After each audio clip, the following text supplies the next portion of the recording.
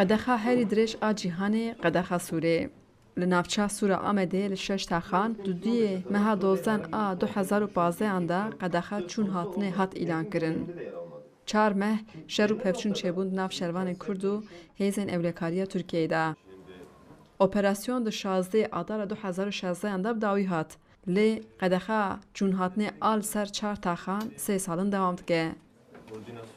لگوری ریخستن سیویل اف قدخا هری درج آجیهانه. لگوری چاپکنین دولت د اپراسیون سوریه دا 271 شروان کرد 68 پلیس و لشکر و جردوان هاتن کشتن. لجبوی رونشتوانان انجام اپراسیون و قدخا سوریه گلک گرانه. یکیتیم میمار و مهندسان لسر قدخا 2 سالان آ سوریه راپور آماده کرن. لگوری راپور لشش تاخین سوریه 22323 رونشتوان کوچپر بونه.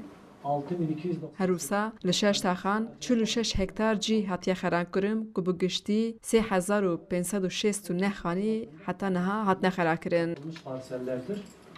میمار هر دم دوغرول بیشه و ایرانی و هلوه شاندن آمازن پشتی شهر و پفچنان پیکاتیه. وی دست نشان کرد پشتی شهر دناف 16 مهانده جسدی 72 سوره و ایران بیه و هاتیه خراب کرن. مال خرابی پشتی شهر پیکاتیه. یعنی تکلیه خواهی شهر تونه. اف هلوشین işte سه فوتوغرافی مهنه.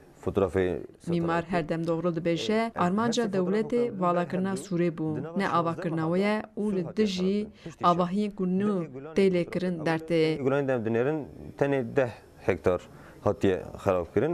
اوجی خراب کرن مها آداری دست بکر. مها آداری حتی مها گولان افتش خرابیه. بریا آداری اوجی تنبو. اوجی تنبو وقتی کو تانک کتن هندر وقتی کو کامیون کپچه کتن هندر اشخارا ریو کرن. سری اول مها آداری دا اجبو کره وکن هنکی خرابون چی ببو مها آداره حتی مها گلانی ایجاد دست به خراب کردن تاخا کردن. رونشتوانên berê ê Sûrê ku niha li taxên cuda dijîn di nav tengasiya aborî û civakî de ne. Xanî wan hatine rûxandin lê bi bihayek erzan bedela xanî dane wan. Fikrî yek ji wan e û dibêje ew bi hêviye ku mesrefa xanî wî temamî bidine wî.